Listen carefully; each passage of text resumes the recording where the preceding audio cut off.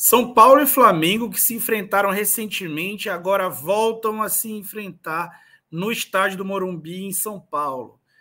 Dessa vez, devem atuar ambos com o time titular, ao contrário do que aconteceu na partida pelo Campeonato Brasileiro. Pois é, o rubro-negro carioca volta a São Paulo 2 dias após o jogo contra o Palmeiras, né, que era tão esperado e acabou não entregando tudo aquilo que se imaginava. Pois é, e o que será que o Flamengo precisa se cuidar nessa partida? Qual é o maior perigo que o São Paulo pode impor ao Flamengo? Pois é, se você tem interesse em saber, então me acompanha, dá o like, compartilha o vídeo, se inscreve no canal enquanto eu rodo a vinheta.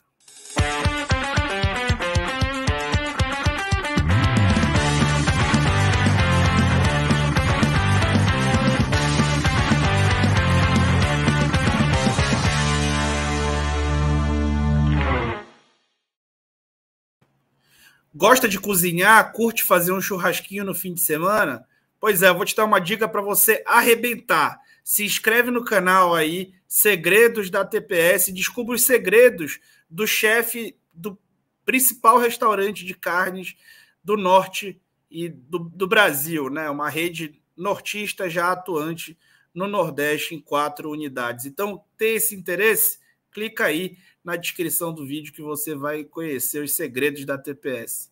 Pessoal, vamos chegar aqui para entender a grande ameaça que o Flamengo terá aí no jogo de ida da Copa do Brasil. Bom, elucubrando aqui uma escalação do São Paulo, né? O São Paulo não tem o Miranda nesse jogo, né? Então deve ter uma defesa com 3 homens e deve atuar com o Rafinha nessa função ali como um terceiro zagueiro. Ou lateral base, mas o terceiro zagueiro, utilizando o Igor Vinícius de ala direito, o Reinaldo de ala esquerdo, e com 2 atacantes bastante de área, né? O Luciano faz uma meia, mas ele é um atacante, e o Calleri é um exímio cabeceador, é um dos homens que mais vence duelos aéreos no campeonato. Ele deve jogar com 2 volantes mais presos. O Rogério não costuma fazer isso, costuma jogar com Nestor e Neves, mas eu imagino o Pablo Maia com o Igor Gomes na frente.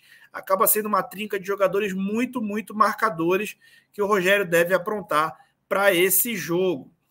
Só que o São Paulo tem uma característica marcante, né? Ele é uma equipe que atua atacando pelos lados do campo, especialmente nesse tipo de jogo, um duelo de mais força. Então, o São Paulo ele tem jogadores pelos lados do campo que são muito bons para municiar um cara que é determinante na conclusão das jogadas, que é o Jonathan Calleri, que foi artilheiro do Campeonato Brasileiro durante um período, até o São Paulo dividir muito a atenção e não conseguir manter a toada na competição. Então, o Reinaldo ele é o terceiro lateral do Brasil que melhor cruza dentre aqueles que tem pelo menos 30 cruzamentos no Campeonato Brasileiro. Então ele tem 39% de acerto no cruzamento para um cara que cruza muito. Isso é gigantesco. O Rafinha tem chegado menos na linha de fundo, mas tem 50% de cruzamentos certos. O Igor Vinícius, 33% de cruzamentos certos, só que o Igor Vinícius está sendo muito, muito ofensivo, tem gerado grandes associações pelo lado direito do campo, tem ido muito ao fundo. E o Calleri é o segundo jogador com mais disputas aéreas do Campeonato Brasileiro, só perde para o Pedro Raul, e é o segundo melhor, né? O segundo que mais vence disputas aéreas, só perde para o Diego Churin, que nem titular é do Atlético Goianiense, né? Então, entre os principais clubes, ele é o cara mais dominante nesses duelos aéreos. Do lado esquerdo, eu coloquei mapa de calor aí, nesse mapa acima. Foi uma partida que o Reinaldo atuou. O Reinaldo andou bastante tempo fora do time. É uma partida que ele atuou 90 minutos contra o Bragantino. Ele geralmente faz o time pesar para o lado dele, e esse é o lado que o Flamengo tem mais dificuldade, né? Por quê? Porque é o lado ofensivo da formação titular do Flamengo, e defensivamente é o lado que tem Rodinei, né? Que é um zagueiro que está numa ótima fase ofensivamente, mas os seus erros defensivos não sumiram, tá? Ao contrário do que muita gente diz, os erros defensivos dele não sumiram, eles estão presentes. Do lado direito do campo também tem em vários jogos, e nesse jogo provavelmente vai utilizar os dois, o Igor Vinícius.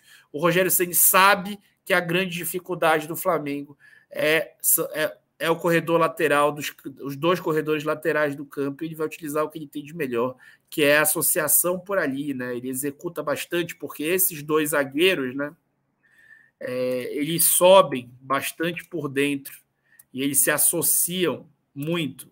Eles entram em associação, assim como recebe apoio ou desse meia ou até desse volante. E pelo lado direito ainda tem o Luciano, que pode apoiar, o Igor Vinícius, o Rafinha, que sobe por dentro. Então, é um time que tem muita força pelo lado do campo e costuma gerar superioridade numérica pelo setor. Já foi assim contra o Flamengo. Quando o Calleri entrou, o São Paulo começou a encontrar bastante o jogador, né, o argentino, e gerar bastante chance de gol, criando superioridade numérica nos lados do campo, né, gerando situações ali para finalizações. E esse é justamente o problema do Flamengo. Por quê? Porque o Flamengo tem dificuldade de marcar a amplitude do seu meio de campo, porque tem o meio de campo curto. Então, quando o Flamengo sobe a sua marcação, como nesse exemplo, ele acaba sofrendo inversões e sendo um alvo muito fácil para inversões, né? Aqui nessa jogada, o Atlético Mineiro fez 2 inversões seguidas e teve a bola já na intermediária ofensiva, com o meio de campo do Flamengo todo concentrado em um só lado. Depende muito do salto de pressão dos laterais, e o Rodinei não tem nisso a sua melhor característica. Tá bom, pessoal? Então, basicamente, esses são os principais problemas. O São Paulo é um time que vai atacar o Flamengo pelo lado o jogo todo. É um time que também sabe jogar por dentro, mas que prioriza a força dos lados do campo, especialmente em uma partida que o seu treinador, a sua torcida, o time, sabe que é um time inferior ao adversário, um time que tem menos técnica do que o adversário.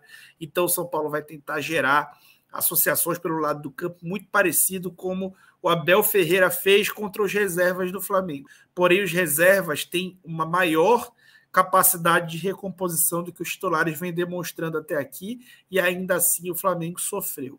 Então não se espante se o São Paulo forçar muito o jogo em cima de Rodinei, né, muito em cima dos lados do campo, mas especialmente pelo Rodinei, e gerar cruzamento para o Calleri, que deve ganhar 40% das suas disputas aéreas, 45% das suas disputas aéreas, que é o seu percentual médio, a não ser que ou ele faça uma partida muito ruim, ou os zagueiros do Flamengo façam uma partida soberba, a ponto de conseguir realmente, dada a grande atuação deles, diminuir esse índice do Calleri. Tá bom, pessoal? Então é isso, espero que tenham gostado. Eu tô indo nessa e um beijo.